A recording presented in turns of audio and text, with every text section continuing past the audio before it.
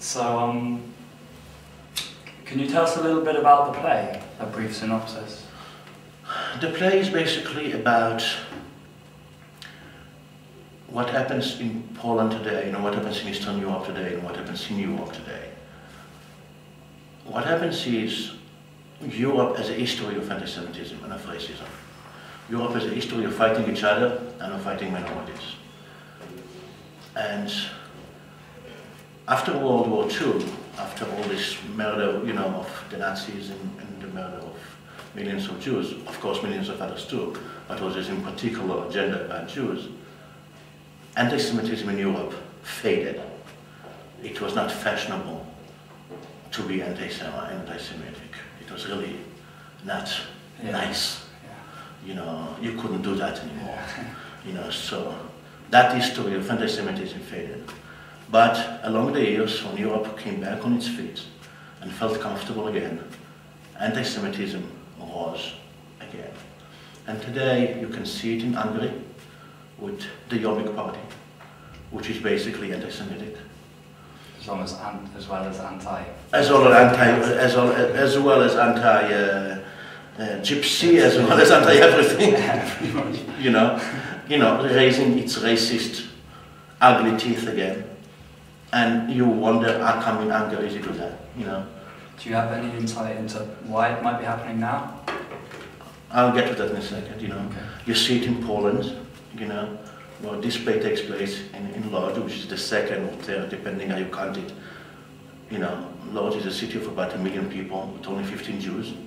And, you know, every street in Lodz today, or the way they call it Łódź, every street has anti-Semitic graffiti, like send the Jews to the gas chambers, fuck the Jews, or sometimes it will be even in German, Juden raus, Jews out. And you wonder to yourself, why? Why does he hate the Jews? They don't have enough Jews there. What the fuck is the problem?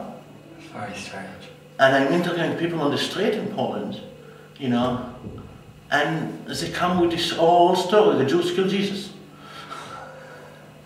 What's the problem? Yeah, and why is it? And why is it now? Why is it now, exactly? Why is it now? Well, the thing is that this kind of racism, when it comes to anti-Semitism, for example, I think is rooted in Christianity. Why is it rooted in Christianity? If you open the New Testament, it's there. It's there when Jesus said to the Jews, you know, I speak in the name of my Father, you know, God in heaven, and you speak in the name of your father, the devil.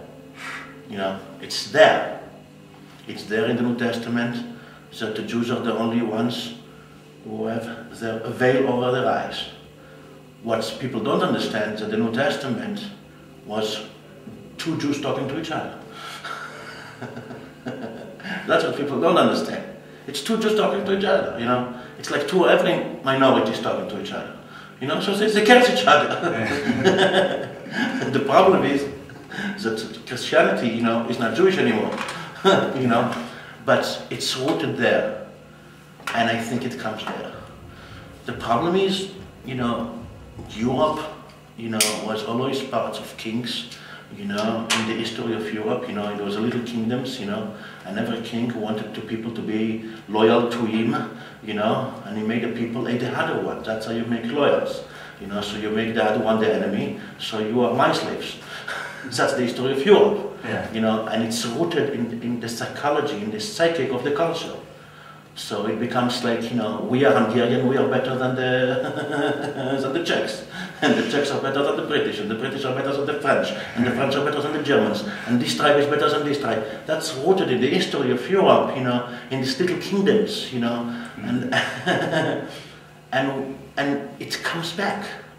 Ask psychologists to explain this to you, what happens, you know, that's the culture. It's very deeply rooted, you know, in the understanding of people, you know, that's why you have different languages, different this, different that. It's the tribal things that is very rooted in us, you know. It's a tribalism. It's like a sense of me, then my family, then my tribe, you know. And in order for me to feel good about myself, you know, I have to say that my tribe is better than your tribe. And in order for me to say that my tribe, to feel faithful to my tribe, I have to say that your tribe wants to kill my tribe.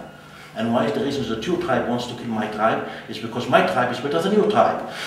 And by the end of the day, because my tribe is better than your tribe, I have to kill your tribe. And that's how racism comes. It's as stupid, it's so simple, and it's so fucking stupid.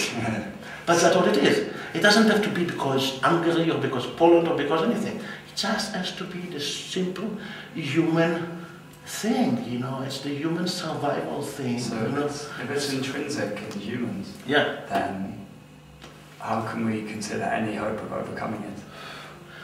The only way to really is to explain to people this simple thing. But we refuse to do that. To explain to people, look, we are people, we are idiots. By nature, we are idiots. And I only see a leader who comes up and say to the people, look, you and I by nature are idiots. And by nature, we are tribalists. Yeah. And the problem is that no guy, you know, no leader, you know, in any of these countries comes up in parliament and makes these statements. You know, because any of these leaders does not consider of themselves as idiots. And the moment that one of them will come up and say, you know what, let Gordon Brown come up, or Sarkozy, you know, and say, me too, I'm also an idiot. Inside myself, I also want to kill everybody who's not French. That's the truth. They make a good job of demonstrating it without saying. You know what I'm saying? You know what I'm saying? Inside myself, I really want to kill anybody who's not French or who's not British. Yeah. And explain to the people that it's a human instinct. But we have to work against it. That's the problem. That's the way I see it. It's very, very simplistic. But it means that human nature is not into globalism. Human nature is into tribalism. Yeah, I know. And that's why it's very easy in the Christian world, Europe, you know, in the Christian world, even though you are not, you see, I say there are atheists, there are Christian atheists, there are Jewish atheists, there are all kinds of atheists. Yeah. But if you are atheist, does that mean that you don't seek something from the culture? And the culture was eating Jews for a long time, you know, so you can be atheist, but your great-grandpapa was Christian. And so you might not believe in Jesus, but you took something, you know, from taste for food, taste for not liking Jews, you know, whatever the fuck it is, you know. Yeah. So in some places you don't like gypsies, you know what I'm saying? It's all coming, you sip it with your mother's milk, you know. It has nothing to do with religion anymore. And that's the only way I can understand this fascination with the Arab-Israeli conflict. Why should the whole world care about it? Why the fuck do we care about it? It's true, so much more than any other conflict. Yeah, it's so much more than any other conflict. Yeah. Every Western paper you pick up, it's on the top of the news. One Jew pissed off in front of Al-Aqsa, it's top of the news. Another Arab coughed in front of a synagogue, it's already on the top of the Times of London. It's like, fuck it, who cares? And we take sides like football teams, according to who been brought up. Exactly. Exactly. Same on your dad's. Exactly. Who fucking cares? Yeah. I was so happy when this ash cloud came. I mean, I suffered from it, I got stuck in Rome, but I was so happy.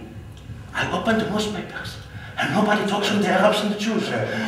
Like, nobody cares. You know, they could make pee-pee everywhere they want, they could cough anywhere they want, and nobody cared. Europe said, you know what, you Jews and Arabs, we don't have time for you today. Yeah. We are busy with the ash. And that's what happens. And what the play does is tries to show how stupid it is. This whole anti-Semitism, this whole racism, and you apply, you know, bad qualities to a person, you know, thinking that this person is a Jew or a Gentile, you know, and then, guess what? You thought that this is a Jew, it's actually a Gentile. You thought this guy is a Gentile, it's actually a Jew. Everything you thought. Can you excuse me just a second?